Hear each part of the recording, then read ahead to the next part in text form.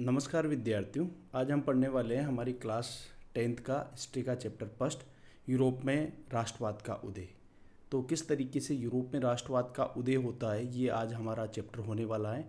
तो देखिए, बिल्कुल नोट्स के माध्यम से हम पढ़ने वाले हैं। नोट्स के माध्यम से टॉपिक टू टॉपिक हम इस चैप्टर को पढ़ने वाले हैं और थोड़ा विस्तार से हम इसे पढ़ेंगे, तो आपको अंडरस्टैंडिंग डेवलप होगी। और अगर आपको एक रिवीजन नोट्स के रूप में देखने हैं तो हम इसके शॉर्ट टाइप में जो वीडियो होते हैं वो भी बनाएंगे।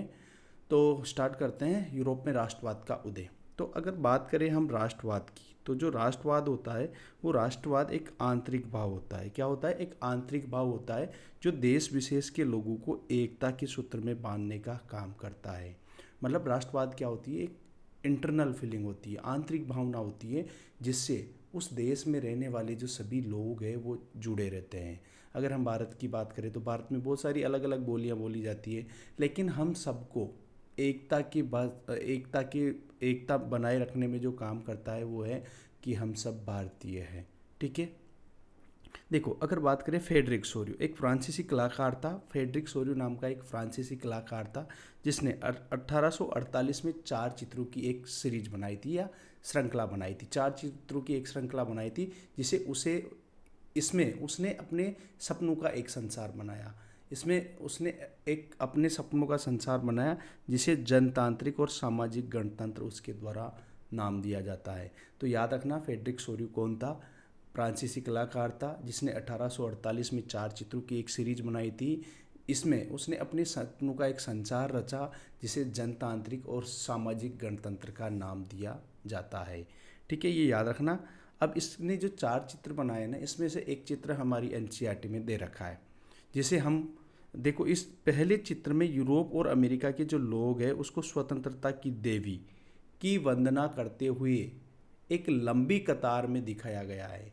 तो देखिए, ये चित्र बता रहा हूँ मैं आपको, इसके माध्यम से समझाऊंगा।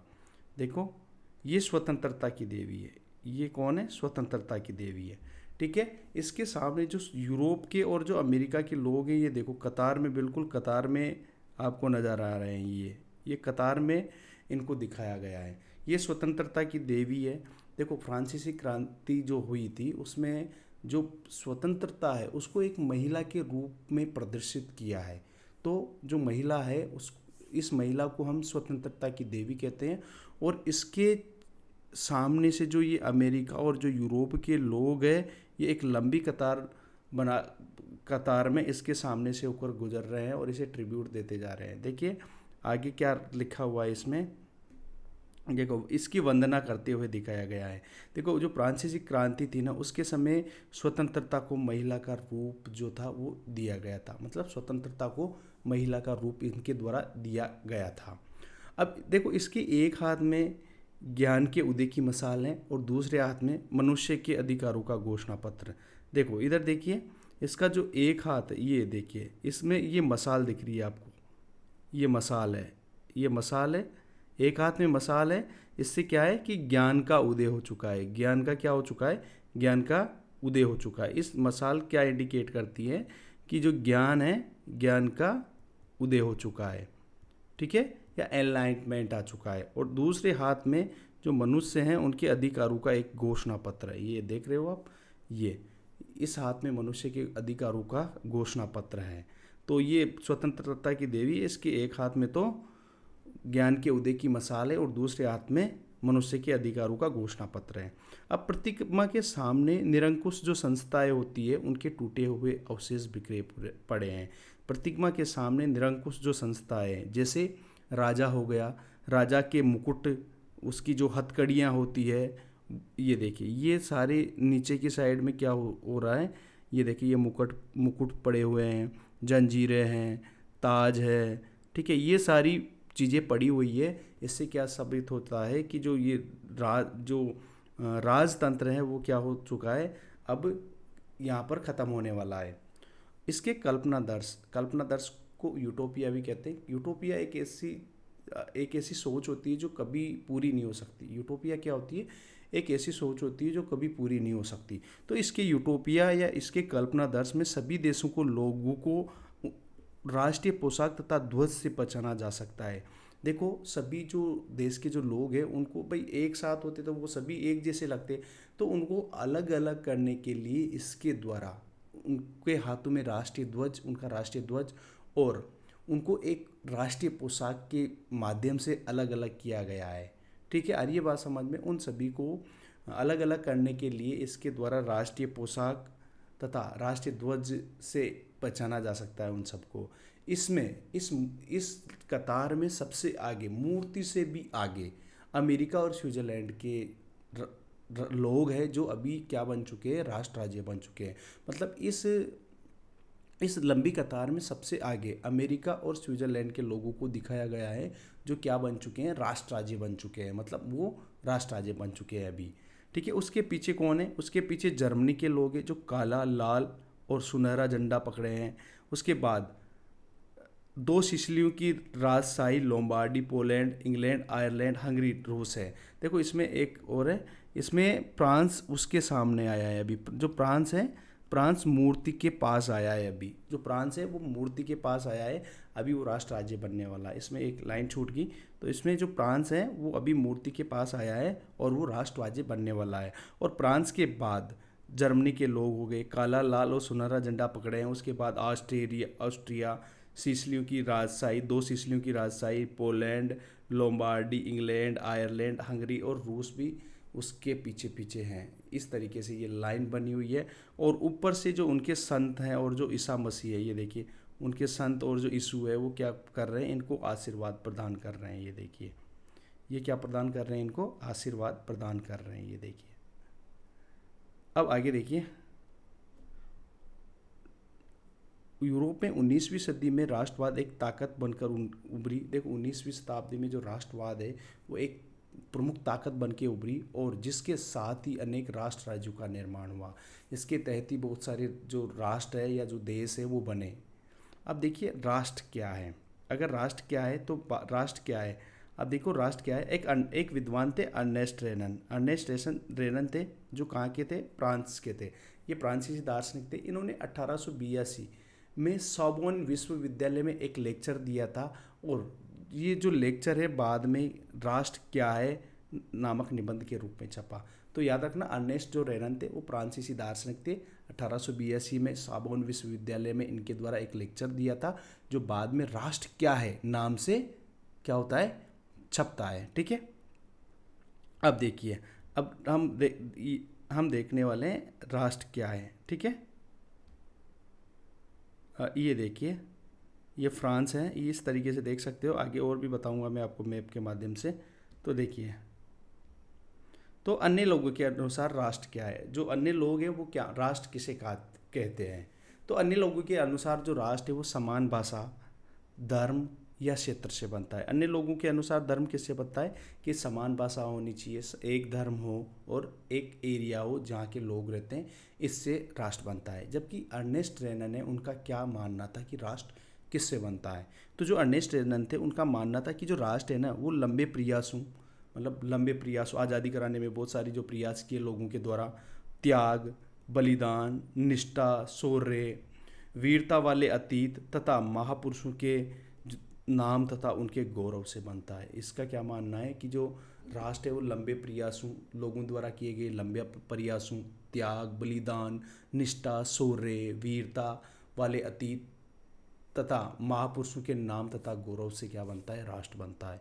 ये किनका मानना था, अर्नेस्ट रेनन का। तो आ जाता है बहुत सी बार परीक्षा में कि जो अर्नेस्ट रेनन है उसके अनुसार राष्ट्र क्या है। तो याद रखना है आपको, अर्नेस्ट रेनन के अनुसार राष्ट्र क्या है। अब देखिए जनमत संग्रह, जो जनमत संग्रह है वो क्या होता है। देखो पहले बहुत सारी जो जैसे स्विट्जरलैंड की कैंटीन वगैरह होगी, उनमें क्या होता था, जो कोई भी अगर निर्णय लेना होता था तो लोगों के द्वारा राय ली जाती थी, लोगों के द्वारा वोट करवाए जाते थे, सभी लोगों के द्वारा, उसे कहा जाता था जनमत संग्रह। ठीक है, अब देखिए फ्रांसीसी क्रांति और राष्ट्रवाद। तो फ्रांसीसी क्रांति और राष्ट्रवाद अगला अपना टॉपिक होने वाला है। तो आगे देखिए फ्रांसीसी क्रांति और राष्ट्रवाद। तो राष्ट्रवाद की जो स्पष्ट अभिव्यक्ति है सर्वप्रथम हमें फ्रांसीसी जो क्रांति है उससे देखने को मिलती है। 1789 में जो फ्रांसीसी क्रांति हुई थी वहाँ से हमें सबसे पहले जो राष्ट्रवाद है उसकी स्पष्ट अभिव्यक्ति हमें देखने को मिलती है। आ रही है बात समझ में? अब देखो, फ्रांसीसी क्रांति के माध्यम से निरंकुश जो राजा था उसकी सत्ता को समाप्त कर दिया और नागरिकों में जो सत्ता है उसको स्थानांतरित किया गया। देखो, इससे पहले हमने कक्षा जो क्लास 9th है उसमें पढ़ा था कि किस तरीके से फ्रांसीसी क्रांति हुई थी। अगर वो नहीं देखा है तो आप मेरा जो वीडियो है, इस वीडियो के जो डिस्क्रिप्शन बॉक्स है उसमें क्लास 9th का एक 40 मिनट का एक वीडियो है, वो देख लेना, आपका क्लास 9th का भी कवर हो जाएगा। और बिल्कुल नोट्स के माध्यम से, बिल्कुल एनिमेशन के माध्यम से है वो वीडियो। ठीक है, तो अब देखिए, तो फ्रांसीसी क्रांति के माध्यम से जो पहले राजा हुआ करता था उसकी सत्ता को समाप्त कर दिया गया और जो सत्ता है, जो पावर है, वो किसके पास आ जाती है? नागरिकों के पास आ जाती है। देखो, अब सामूहिक पहचान बनाने के लिए जो यहाँ के लोग थे उन्होंने बहुत सारे कदम उठाए। सामूहिक पहचान बनाने के लिए जो लोग थे उनके द्वारा अनेक कदम उठाए गए।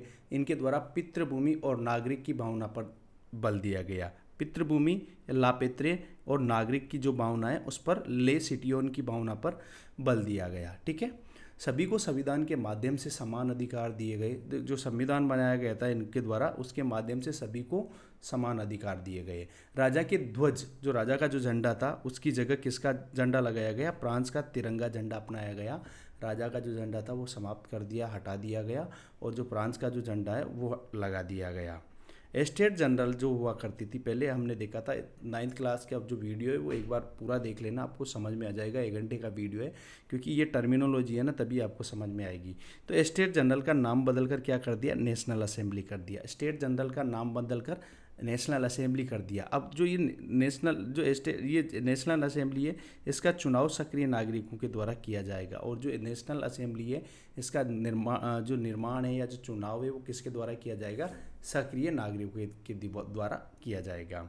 अब देखो, राष्ट्र के नाम पर नई नई स्तुतियाँ रची, सप्तेली तथा शहीदों का गुणगान किया जाने लगा। जो राष्ट्र है उसके नाम पर बहुत सारी इनके द्वारा सप्ते ली गई, बहुत सारी जो शहीद हुए, जो लोग शहीद हुए उनका गुणगान किया गया। राष्ट्र के नाम पर नई नई स्तुतियाँ रचे गए, अनेक गीत गाए गए।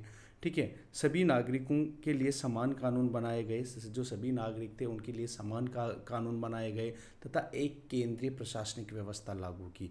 प्रशासन की जो व्यवस्था है यहाँ पर केंद्रीय प्रशासनिक व्यवस्था हमें देखने को मिलती है। एक केंद्रीय प्रशासनिक व्यवस्था इनके द्वारा क्या की गई? लागू की गई। आंतरिक आयात निर्यात शुल्क समाप्त किए तथा नाप तोल की एक समान व्यवस्था की। जो आयात निर्यात के जो शुल्क है वो क्या कर दिए? आयात निर्यात जो शुल्क होते थे पहले वो समाप्त कर दिए और नाप तोल की एक समान व्यवस्था कर दी। देखो, जो नाप तोल है, यहाँ पर जो नाप तोल की बात करें तो अलग अलग जो प्रांत था वो अलग अलग स्टेट में बटा हुआ था, अलग अलग छोटे छोटे क्षेत्रों में बटा हुआ था। और वहाँ पर जो नाप तोल की इकाइयाँ हुआ करती थी, नाप तोल की जो इकाइयाँ हैं वो अलग अलग हुआ करती थी। मतलब जैसे कहीं पर जो इंच है वो मतलब जैसे इनके भाषा में होता था वो, तो जैसे हमारे यहाँ पर अगर हम बात करें तो अगर तोल की बात करें तो 1 किलो में लगभग 910 ग्राम होता है।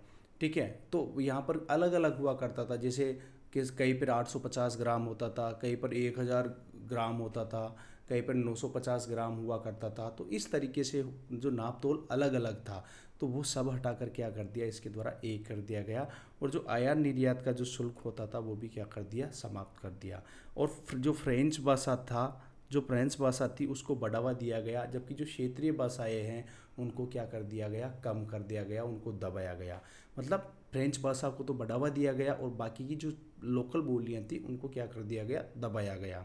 देखो, फ्रांसीसी क्रांतियों ने संपूर्ण यूरोप के लोगों को निरंकुश शासकों से मुक्ति दिलाने की घोषणा की। जो अब ये जो फ्रांसीसी थे इन्होंने अपने देश को तो आज़ाद करवा दिया, राजा के चुंगल से बचा लिया, लेकिन अब इन्होंने क्या घोषणा की या क्या शपथ ली कि हम पूरे यूरोप के जो लोग हैं उनको निरंकुश शासकों से क्या करवाएंगे? मुक्ति दिलवाएंगे, कि वहाँ पे भी राजा का शासन हटा के लोग, वहाँ के जो लोग हैं उनमें सत्ता का स्थानांतरित करेंगे। अब देखो, जो फ्रांस की जो घटनाएं हैं, जो फ्रांस में जो घटनाएं हैं वो पूरे यूरोप में फैली। तो अलग अलग जगह पर, जैसे फ्रांस में जेकोबियन क्लब बनाए गए थे, वैसे हर जगह पर अलग अलग जेकोबियन क्लब बनने लग गए। ठीक है, 1790 में जो फ्रांस की सेना थी वो हॉलैंड, बेल्जियम, स्विट्जरलैंड और इटली में चली गई।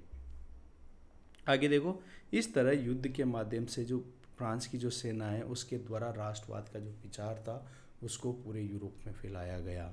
अब देखो नेपोलियन ने प्रजातंत्र को समाप्त कर वापस राजतंत्र स्थापित किया। इसके बाद आता है, हम देखते हैं कि जो नेपोलियन है वो आता है और बहुत सारे ये युद्ध लड़ता है और इसके द्वारा जो राजतंत्र होता है, जो प्रजातंत्र होता है उसको तो समाप्त कर दिया जाता है और वहाँ पर क्या स्थापित किया जाता है, वापस से राजतंत्र स्थापित कर दिया जाता है। जो नेपोलियन था उसके द्वारा बहुत सारे प्रशासनिक सुधार किए, प्रशासन में बहुत सारे सुधार किए और वो किस नाम से जाने गए, नेपोलियन संहिता या 1804 की नागरिक संहिता के नाम से जाने जाते हैं। नेपोलियन के द्वारा जो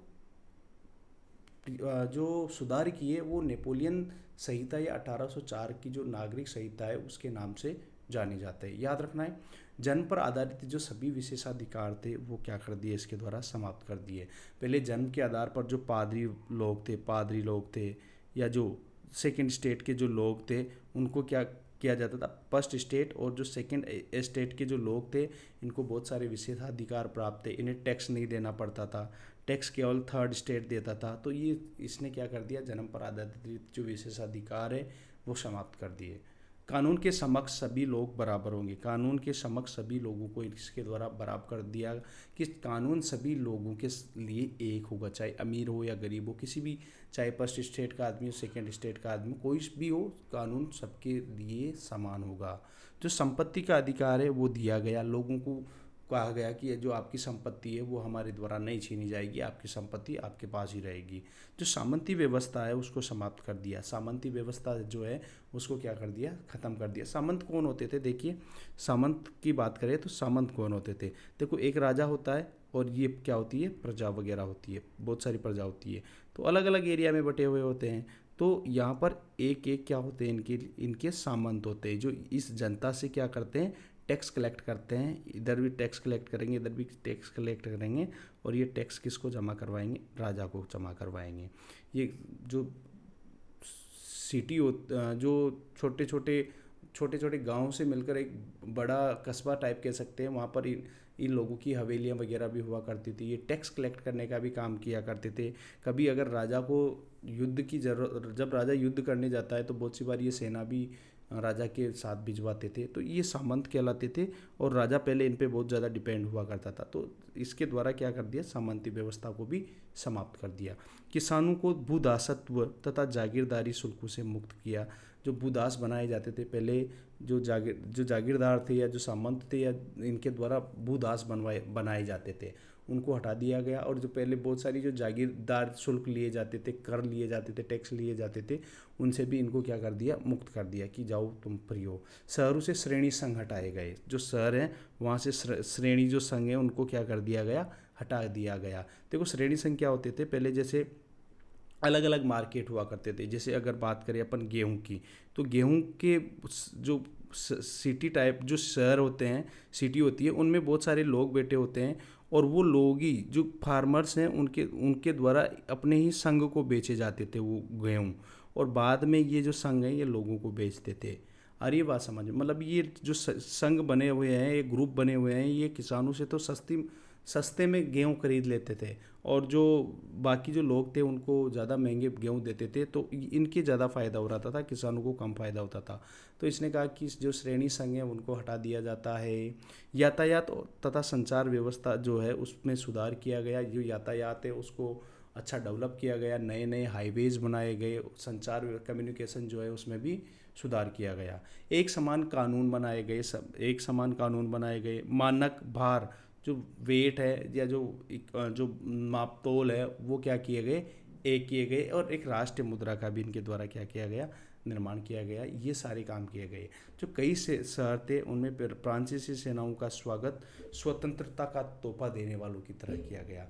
देखो बहुत सारे जो शहर थे ना, उसका फ्रांसीसी सेनाओं का जो शहर थे उनमें स्वागत किया गया, भव्य स्वागत किया गया। और किस रूप में, कि ये तो हमें क्या देने आए हैं, स्वतंत्रता दिलाने आए हैं। तो स्वतंत्रता का तोहफा देने वाले के रूप में उनका क्या किया गया, स्वागत किया। ठीक है। अब लेकिन इसके कुछ नकारात्मक प्रभाव भी रहा। नकारात्मक प्रभाव क्या रहा कि अब जो नेपोलियन था ना, उसकी महत्वाकांक्षा बढ़ गई। वो चाहता था कि जो पूरा यूरोप है ना उसको वो जीत ले। अब उसको जीतने के लिए उसको किसकी ज़रूरत पड़ेगी, सेना की आवश्यकता पड़ेगी। पूरे यूरोप को जीतने के लिए सेना की आवश्यकता पड़ेगी। और सेना के लिए, वेतन देने के लिए उसके क्या पास क्या होना चाहिए, पैसा होना चाहिए। अगर सेना की ज़रूरत होगी तो सेना की पॉकेट में तो नहीं आएगी, बिना पैसे तो काम नहीं करेगा कोई, तो पैसा चाहिए। अगर पैसा चाहिए तो कहाँ से लाएगा, टैक्स लगाएगा। तो उसके द्वारा क्या लगा दिया, टैक्स लगा दिया। अब टैक्स लगाते ही नेपोलियन का बहुत सारा विरोध किया जाने लगा, बहुत सारी उसके बारे में गलत गलत खबरें छपने लग गई। तो अब नेपोलियन ने क्या किया कि आपको कुछ भी छापने से पहले या कुछ भी बोलने से पहले क्या किया जाएगा, अप्रूवल लेनी पड़ेगी किसकी, सेंसर डिपार्टमेंट की। सेंसर डिपार्टमेंट एक ऐसा डिपार्टमेंट होता है जो अगर आपको किताब छापनी है तो क्या होता है, आपको पहले उस डिपार्टमेंट की अप्रूवल लेनी पड़ती है। जैसे अगर अपन मूवी वगैरह देखते हो, आप लोग मूवी देखते हो तो उसमें मूवी स्टार्ट होने से पहले एक शपथ, वो एक कागज़ टाइप नोटिस आता है जिसमें UV ऐसे लिखा हुआ होता है, पिक्चर का नाम होता है, और ऊपर होता है कि ये सेंसर बोर्ड के द्वारा प्रमाणित की गई है। तो उसी तरीके से क्या किया गया, सेंसरशिप लगा दी। इसके तहत जो अब अखबार हो गया, जो किताबें हो गई, ये क्या हो गई, रिव्यू की जाएगी, उसके बाद ये मार्केट में आएगी। फ्रांस की सेवा में लोगों को ज़बरदस्ती भर्ती किया गया, हर परिवार से ज़बरदस्ती लोगों को भर्ती किया गया, क्योंकि नेपोलियन की जो महत्वाकांक्षा थी वो बढ़ गई थी, वो पूरे यूरोप को जीतना चाहता था, इस कारण सेना में ज़बरदस्ती भर्ती की गई। तो ये था नेपोलियन। अब आगे देखिए, यूरोप में राष्ट्रवाद का निर्माण, किस तरीके से यूरोप में राष्ट्रवाद का निर्माण होता है। तो देखिए, यूरोप में राष्ट्रवाद का निर्माण, यूरोप में आज जिस तरीके से जर्मनी, इटली, स्विट्जरलैंड जैसे राष्ट्र राज्य हैं, मध्य शताब्दी में इस तरीके के राष्ट्र राज्य हमें देखने को नहीं मिलते। वर्तमान में जिस तरीके के हमें राष्ट्र राज्य देखने को मिलते हैं, जैसे जर्मनी अलग राष्ट्र है, इटली अलग राष्ट्र है, स्विट्जरलैंड अलग राष्ट्र है। तो 18वीं शताब्दी की बात करें तो उस टाइम पे इस तरीके के हमें राष्ट्र राज्य देखने को नहीं मिलते। ये जो एरिया थे ना, बहुत सारी राजशाहियों में, डचियों तथा कैंटनों में बटे होते थे। ये डचियाँ और कैंटनों भी जैसे स्टेट और डिस्ट्रिक्ट है ना अपने, उस तरीके से हुआ करती थी। अलग अलग एरियाओं में ये क्या हुआ था, बटा हुआ था, ठीक है, जिसके अपने अपने क्या होते थे, शासक होते थे। ये देखिए, अगर बात करें, ये इटली था, ये जैसे इटली था, ये देखो कितने एरियाज में बटा हुआ है। एक तो ये हो गया, इधर हो गया ये, ठीक है, ये अलग एरिया हो गया, ठीक है, ये क्रोसिका, ये अलग एरिया हो गया, ये अलग एरिया हो गया, इधर हो गया ये लोम्बार्डी वाला एरिया हो गया। तो बहुत सारे एरियाज में ये बटा हुआ था। ये जर्मनी भी देखिए, ये नुरेमबर्ग हो गया, ये बहुत बहुत सारे एरियाज में ये भी क्या होता था, बटा हुआ था। ये प्रूसिया आ गया, जो सबसे बड़ा यहाँ का जो स्टेट था वो मेन था। तो इस तरीके से ये क्या था, बटा हुआ था। इधर भी ये फ्रांस भी देखो, आगे बात समझ में, ये बहुत ही एरिया में बटा हुआ था, ठीक है। आगे देखिए, जिसके अपने अपने शासक होते थे, और जो ये एरिया है ना, इनके सबके अपने अपने क्या होते थे, शासक हुआ करते थे। अधिकतर इन इलाकों में रहने वाले जो लोग थे ना, वो एक समान पहचान के भी नहीं थे, एक समान नहीं थे, मतलब वो एक समान पहचान के नहीं थे। ये लोग एक समान तथा समान संस्कृति के भी नहीं थे। अधिकतर जो ये एरिया था ना, इनमें रहने वाले जो लोग थे वो एक समान पहचान के नहीं थे, एक समान संस्कृति के नहीं थे। ये अलग अलग भाषाएं बोलते थे तथा अलग अलग जाति समूह के थे, भाषाएं भी अलग अलग बोलते थे ये, और इनके जो जाति समूह थे वो भी अलग अलग थे। लेकिन इन सबको एकता के सूत्र में बांधने का जो काम करता था, वो करता था सम्राट के प्रति इन सब की निष्ठा। जो ऑस्ट्रिया वाला जो राज्य था, वहाँ का जो सम्राट था, उसके प्रति निष्ठा इन सबको एकता के सूत्र में बांधे रखने का काम करती थी। यूरोप की ज़्यादा जो अभी हमने देश वगैरह की बात की ना, उनमें आगे बात समझ में। तो इनको एकता के सूत्र में बांधने का काम कौन करता था, सम्राट के प्रति इनकी निष्ठा। राष्ट्रवाद और राष्ट्र राज्य का विचार कैसा है, अगर हम यहाँ पे बात करने वाले हैं कि राष्ट्रवाद और राष्ट्र राज्य जो है उसका विचार किस तरीके से आता है। अब देखेंगे यहाँ पर कुलीन वर्ग और एक नया मध्यम वर्ग, कुलीन वर्ग और नया मध्यम वर्ग। अगर बात करें कुलीन वर्ग की, तो जो यूरोप है उसमें सबसे प्रभुत्वशाली जो वर्ग था वो कुलीन वर्ग था। कुलीन वर्ग की बात करें तो कुलीन वर्ग क्या होता है, जैसे जो शहर होते थे वहाँ पे क्या होता था, जो बड़े बड़े ज़मींदार होते थे, जो बड़े बड़े साहूकार होते थे, उन्हें कुलीन मतलब बड़े लोग, यहाँ कुलीन वर्ग से मतलब बड़े लोग, जो जिनके पास बहुत सारी ज़मीन होती थी, शहरों में हवेलियाँ वगैरह होती थी, या जिनके पास बहुत सारा पैसा होता था, वो कुलीन वर्ग के अंतर्गत आता था। तो ये सबसे प्रभुत्वशाली था, इनका जो प्रभाव था वो पूरे यूरोप में था। और इनमें बहुत सारा क्षेत्रीय विभाजन भी था। क्षेत्र मतलब अलग अलग एरिया में अलग अलग तरीके के ये लोग रहा करते थे, अलग अलग क्षेत्रीय विभाजन था। इनके पास गांव में ज़मीन होती थी और शहरों में क्या हुआ करता था, हवेलियाँ होती थी। गांव में तो ज़मीनें हुआ करती थी इनमें, गांव में ज़मीन, और शहरों में क्या होती थी, हवेलियाँ होती थी। ये राजनीतिक रूप से उच्च राज ये क्या करते थे, राजनीतिक रूप से अगर किसी डिप्लोमेटिक बात करनी हो, और जो उच्च वर्ग होते थे, हाई क्लास जो होती थी, उनसे बात करने में ये कौन सी भाषा बोलते थे, फ्रेंच भाषा बोलते थे। ये लोग आपस में एक दूसरे से विवाह के माध्यम से जुड़े हुए थे, विवाह संबंधों के माध्यम से एक दूसरे से ये क्या हुए थे, जुड़े हुए थे।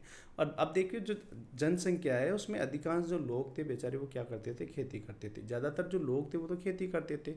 अब क्या होता है, जैसे खेती करते थे तो जो पश्चिमी और जो पूर्वी यूरोप है ना, वहाँ पर औद्योगिक उत्पादन बढ़ने लग जाता है। हमने देखते हैं कि 1750 के आसपास जो ब्रिटेन है वहाँ पर औद्योगिक क्रांति की शुरुआत होती है, और धीरे धीरे ये जो औद्योगिक क्रांति है पूरे यूरोप में फैलने लग जाती है। तो यूरोप में क्या होता है, औद्योगिक उत्पादन बढ़ने लग जाता है, व्यापार में वृद्धि होती है। इसके कारण जो सिटीज़ है, जो शहर हैं, उनका क्या होने लग जाता है, उदय होने लग जाता है, शहरों का उदय होने लग जाता है। धीरे धीरे शहरों का उदय होने लग जाता है, और औद्योगिकरण के फलस्वरूप, इस औद्योगिकरण के फलस्वरूप एक नया सामाजिक समूह का उदय होता है। एक नया सामाजिक समूह बनता है जिसमें कौन होते हैं, श्रमिक लोग जो उद्योग धंधों में काम करते थे, और मध्यम वर्ग, जो मध्यम वर्ग में उद्योगपति आ गए, व्यापारी आ गए, और सेवा क्षेत्र के जो लोग थे वो हुआ करते थे। तो 18वीं शताब्दी के मध्य में क्या होता है, जो यूरोप है उसमें एक नया सामाजिक समूह का निर्माण होता है, जिसमें श्रमिक वर्ग हो गया, मध्यम वर्ग हो गया। मध्यम वर्ग में जो उद्योगपति थे, व्यापारी थे, जो सेवा क्षेत्र मतलब जो काम करते थे, सेवा देते थे, वो लोग इसके अंतर्गत आते थे। अब देखो जो कुलीन जो लोग थे ना, कुलीन जो पहले जो बड़े बड़े लोग हुआ करते थे, जो जागीरदार हुआ करते थे, उनके जो विशेष अधिकार उनको दिए हुए थे, उनको समाप्त करने की जो आवाज़ थी वो सबसे पहले इनके द्वारा उठाई गई। इनके समाप्त करने के पश्चात राष्ट्रीय एकता के जो विचार थे वो शिक्षित और उदारवादी मध्यम वर्गों में ही लोकप्रिय हुए। सबसे पहले इन लोगों के द्वारा ही राष्ट्रीय एकता के जो विचार हैं इनका बीज बोया गया, इनके द्वारा ही राष्ट्रीय एकता के विचार लाए गए। किनके द्वारा, ये जो मध्यम वर्ग के लोग थे, श्रमिक और जो मध्यम वर्ग के लोग थे, इनके द्वारा ही लाए गए। अब देखो उदारवादी राष्ट्रवाद के क्या मायने थे, उदारवादी या जो राष्ट्रवाद है इसके क्या मायने थे, उदारवादी कौन थे या इसके क्या मायने थे। तो जो उदारवादी है वो अंग्रेजी भाषा के लिबरलिज्म शब्द से बना है। उदारवाद इसका रूपांतरण है, अंग्रेजी भाषा है, इसका हिंदी रूपांतरण उदारवादी होता है। ठीक है, तो ये लिबरलिज्म किससे बना है, लिबरल जो कौन सी भाषा का है, लेटिन भाषा के लिबर से बना है, जिसका अर्थ होता है फ्री या आज़ाद, फ्री या आज़ाद इसका अर्थ होता है। तो याद रखना बहुत सी बार, लिबरलिज्म किस भाषा का शब्द है, तो लेटिन भाषा का शब्द है। लेटिन भाषा के किस शब्द से बना है, लिबर से बना है, जिसका अर्थ क्या होता है, फ्री या आज़ाद। तो लेटिन भाषा के लिबर शब्द से ये बना है, जिसका अर्थ होता है आज़ाद या फ्री। अब देखो उदारवाद, जो उदारवाद है वो मध्यम वर्ग के लिए क्या है, जो मध्यम वर्ग होता है उसके लिए क्या होता है उदारवाद। ठीक है, तो मध्यम वर्ग के लिए जो उदारवाद है वो क्या है, ये व्यक्ति की आज़ादी पर बल देता है कि जो सभी व्यक्ति है वो आज़ाद है, कानून के समक्ष सभी क्या होंगे, समान होंगे। देखो ये किस पर बल देते हैं कि जो व्यक्ति है वो आज़ाद पैदा हुआ था, आज़ाद रहेगा, वो किसी के अंडर काम नहीं करेगा, वो क्या है, फ्री है। और कानून के समक्ष चाहे वो अमीर हो, गरीब हो, कोई भी व्यक्ति हो, वो कानून के समक्ष वो क्या होगा, समान होगा। ऐसा नहीं है कि एक को अलग टाइप की सज़ा दी जा रही है, जो अमीर आदमी है उसको अलग टाइप की सज़ा दी जा रही है, जो गरीब आदमी है उसको अलग टाइप की सज़ा दी जा रही है। नहीं, ऐसा नहीं होना चाहिए। कानून के समक्ष सभी लोग क्या होना चाहिए, समान होना चाहिए। लेकिन यहाँ पर ये कानून के समक्ष समानता की बात करते हैं, लेकिन ये कभी इस पक्ष में नहीं थे कि जो सभी लोग हैं या जो सभी स्त्री पुरुष हैं उनको समान मताधिकार मिले, वोट देने का अधिकार मिले, इस पक्ष में ये नहीं थे। समानता या उदारवादी राष्ट्रवादियों की इस पक्ष में नहीं थे कि जो सभी व्यक्ति हैं उनको मताधिकार मिले। याद रखना, इस बात को याद रखना, ये व्यक्ति की आज़ादी और कानून के समक्ष तो सब बराबरी की बात करते हैं और आगे भी करते हैं, राजनीतिक रूप से भी करेंगे, लेकिन ये वोट देने के, सभी लोगों को मताधिकार या वोट देने के अधिकार के पक्ष में नहीं थे। इस बात को याद रखना। राजनीतिक रूप से उदारवादी जो थे, राष्ट्रवादी उदारवादी क्या थे, ये चाहते थे कि जो सरकार है सभी की सहमति से बने। जो सरकार है वो किसकी सहमति से बने, सभी लोगों की सहमति से बने। पादरी वर्ग जो है, पादरी मैंने आपको पहले बता दिया, मैंने बोला आपको कि वो क्लास 9th वाला एक बार वीडियो देख लिया, आपको पूरी अंडरस्टैंडिंग हो जाएगी। मैं डिस्क्रिप्शन बॉक्स में उसको दे दूंगा, बिल्कुल नोट्स के माध्यम से है, आपको ऐसे ही समझ में आ जाएगा। तो सरकार सभी की सहमति से बननी चाहिए। पादरी और शासक जो वर्ग हैं उसके जो विशेष अधिकार दिए हुए थे वो क्या होना चाहिए, समाप्त होना चाहिए। विशेष अधिकार जैसे वो टैक्स नहीं देते थे, लोग उस जो थर्ड स्टेट है उसको ही टैक्स देना पड़ता था, या जो स्टेट जनरल है उसमें एक एक वोट था सभी का। तो इस तरीके से बहुत सारे उनको विशेषाधिकार मिले हुए थे, वो क्या होना चाहिए, समाप्त होना चाहिए। सरकार जो है वो संसदीय प्रतिनिधि तथा संविधान के माध्यम से चलना चाहिए। जो सरकार है वो किसके माध्यम से चले, संसदीय प्रतिनिधि तथा संविधान के माध्यम से जो सरकार है वो चलना चाहिए। जो जेकोबियन टाइम था ना, उस टाइम पे सभी पुरुषों को मताधिकार दिया गया था। ये बात याद रखना, केवल जेकोबियन के टाइम पे ही सभी पुरुषों को मताधिकार प्राप्त था। ठीक है। आर्थिक रूप से ये क्या चाहते थे, जो बाजार तथा वस्तु है उसके आवागमन पर जो राज्य है उसका नियंत्रण क्या हो, समाप्त हो। मतलब वस्तु के आवागमन पर केवल बाजार का नियंत्रण रहे। ठीक है। उस किसका नियंत्रण हट जाए, राज्य का नियंत्रण हट जाए। राज्य का नियंत्रण किस तरीके से रहता था, देखो जो कोई भी चीज़ होती थी ना उस पर राज्य ने जो राजा है या जो स्टेट है उसने बोल दिया कि ये 5 रुपये किलो बिकेगी, तो वो 5 रुपये किलो ही बिकेगी।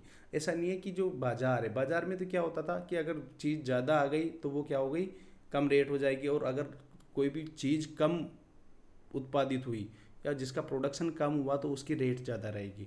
तो बाज़ार में तो लगभग ऊंच नीच चलती रहती है, लेकिन राजा ने क्या कर दिया कि नहीं, सब जो पहले क्या होता था कि जो बाजार होता था उस पर किसका नियंत्रण होता था, राज्य का नियंत्रण होता था। लेकिन उदारवादियों ने क्या कहा कि जो बाजार है उस पर, बाजार और जो वस्तु है उस पर राज्य का जो नियंत्रण है वो क्या होना चाहिए, समाप्त होना चाहिए।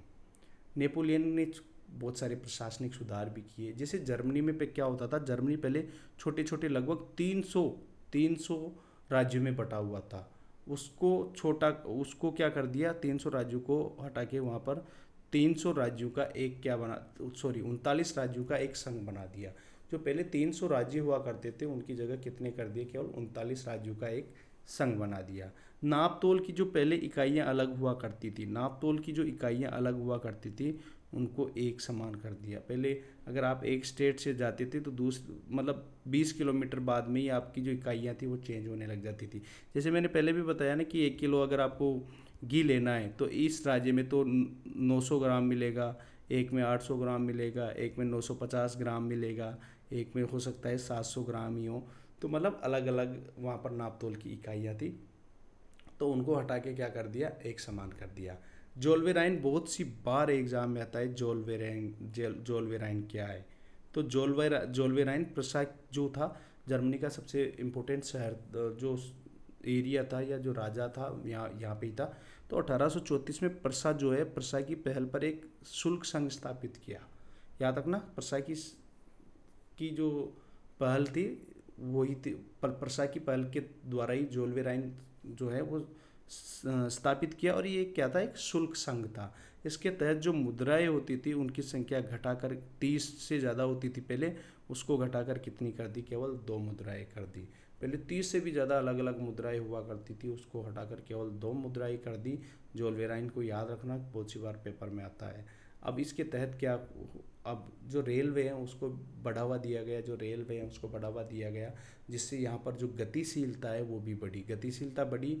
इस तरह यहाँ पर जो लोग हैं उनमें राष्ट्रवाद की जो लहर है वो जगने लग जाती है। ठीक है। 1815 के बाद एक नया रूढ़िवाद।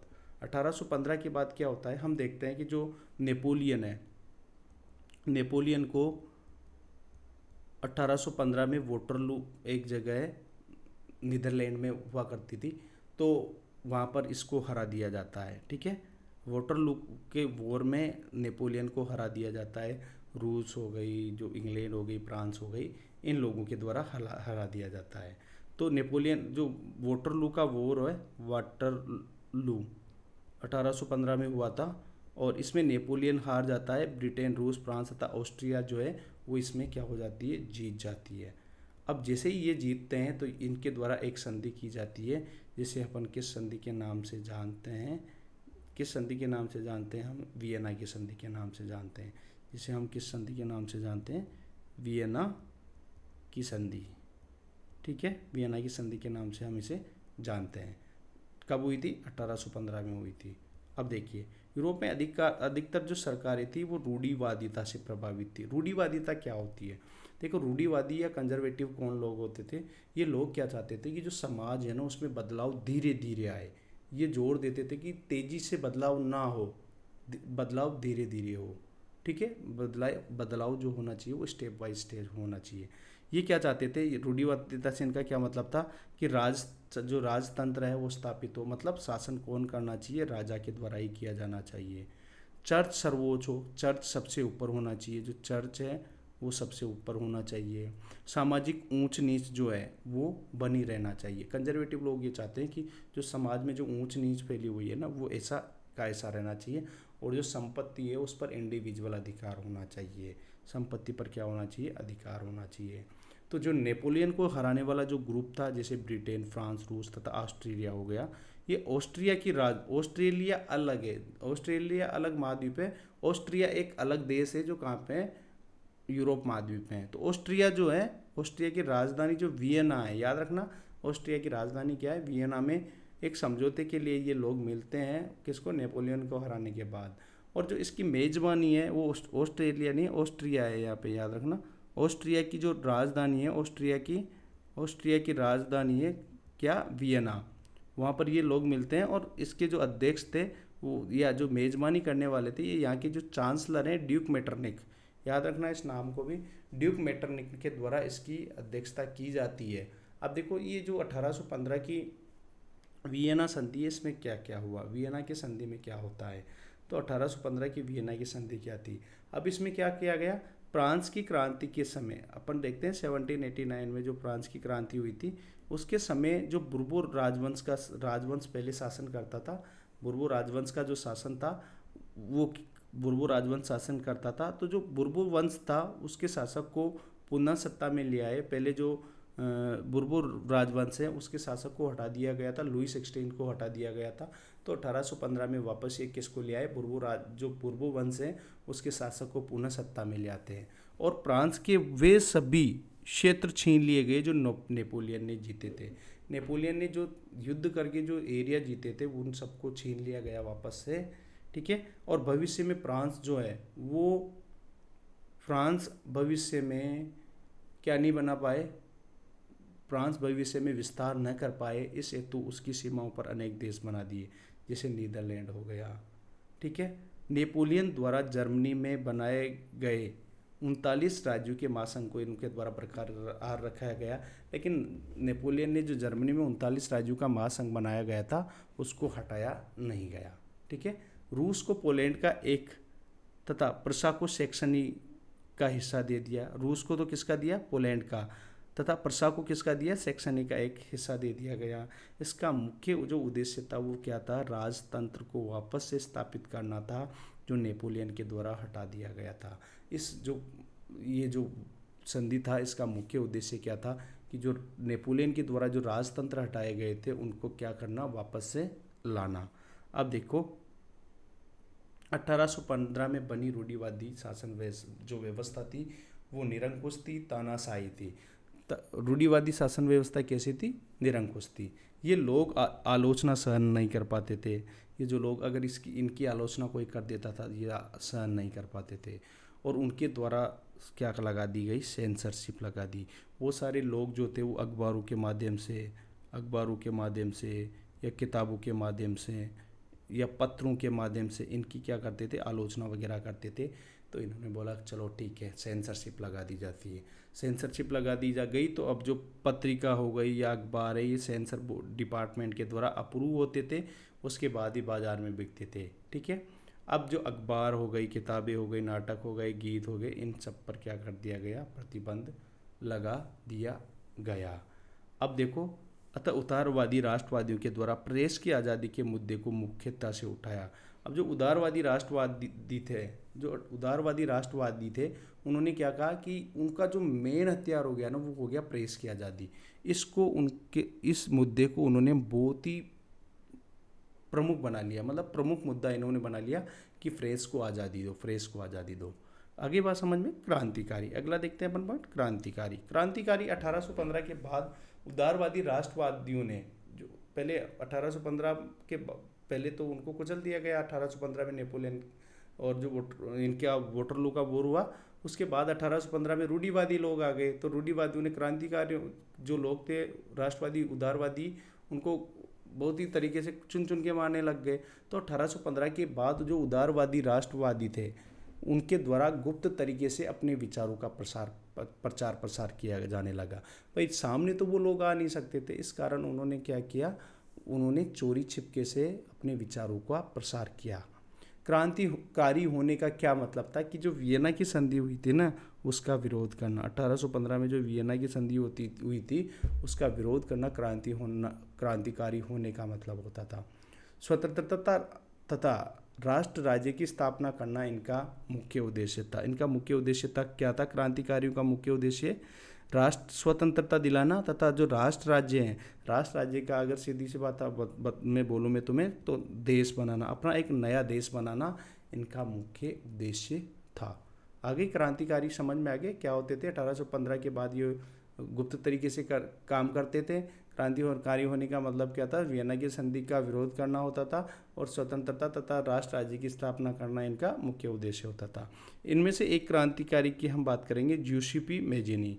ज्यूसेपी मैजिनी का जो जन्म है वो 1807 में हुआ था। कहाँ पे हुआ था, जिनेवा में हुआ था। ये कार्बोनेरी नामक गुप्त संगठन का सदस्य बना। जो मैजिनी था, ये कार्बोनरी नामक जो गुप्त संगठन चलता था उसका सदस्य बना।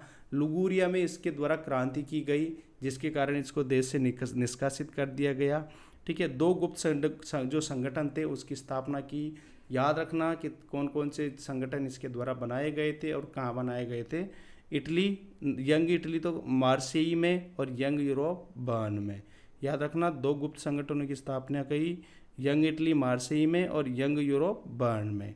आगे बात समझ में आगे। मैजिनी के अनुसार ईश्वर की मर्जी के अनुसार राष्ट्र ही मनुष्य की प्रारंभ प्राकृतिक इकाई है। तो मैजिनी क्या मानता था कि ईश्वर की मर्जी यही है कि जो राष्ट्र है वही मनुष्य की प्रारंभिक प्राकृतिक इकाई है। आगे बात समझ में। मैजिनी द्वारा राजतंत्र का विरोध किया गया तथा प्रजातंत्र तांत्रिक गणतंत्र की स्थापना पर बल दिया।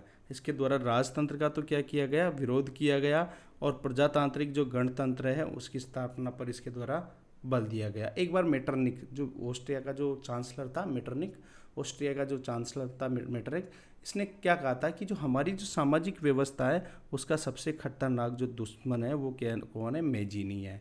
तो याद रखना, ये स्टेटमेंट भी आ जाता है कि मेटरनिक ने किसके बारे में कहा था कि हमारी सामाजिक जो व्यवस्था है उसका सबसे खतरनाक दुश्मन कौन है, तो कौन है, मैजिनी है। आगे बात समझ में। अब आगे देखते हैं क्रांतियों का युग। जो क्रांतियाँ हैं उसका युग किस तरीके से स्टार्ट होती है क्रांतियाँ, तो ये हम देखने वाले हैं अगले वीडियो में। Thank you.